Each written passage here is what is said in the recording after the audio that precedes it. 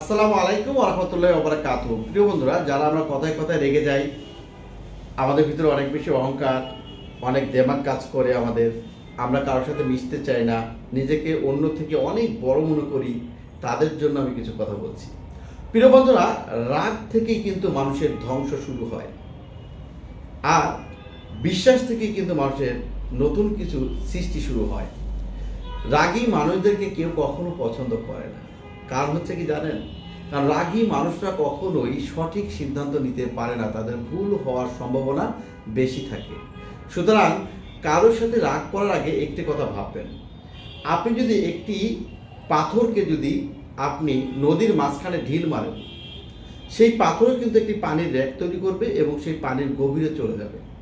আপনাকে যদি তখনই বলা হয় ওই পাথরটিকে আপনি আবার তুলে আনুন, আপনি কি পারবেন? নিশ্চয়ই পারবেন না।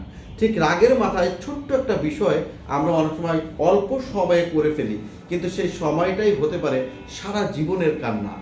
কারণ আপনি সারা জীবন হয়তো পরিশ্রম করে, সারা জীবন শান্ত মাথায় অনেক চেষ্টা করেও আপনি সেটাকে ফিরিয়ে আনতে পারবেন না। কারণ সকল ভুলেরই মাসুল কিন্তু একরকম হয় না। কিছু জায়গায় নিজেকে আর ফিরে পাওয়া যায় না। তা সেই ভেবে কখনো রাগ করবেন না, ঠান্ডা মাথায় সিদ্ধান্ত নেবেন এবং সবসময় মানুষের কাছে বিনয়ী হবেন। ভাইরে, এই পৃথিবীটা তো স্থায়ী না, সুতরাং এভাবে কেন আমরা চিন্তা করব? আর এই পৃথিবীতে আপনার রাগ কেউ দেখতে পছন্দ করে না, সবাই সবার মুখের হাসিটিকেই পছন্দ করে। তাই সকলে হাসি মুখে থাকবেন, নিজেকে ভালো রাখবেন এবং অন্যকে ভালো থাকার সুযোগ করে দিবেন, সেই প্রত্যাশায় আজ এখানেই বিদায় নিচ্ছি। আবারও দেখা হবে।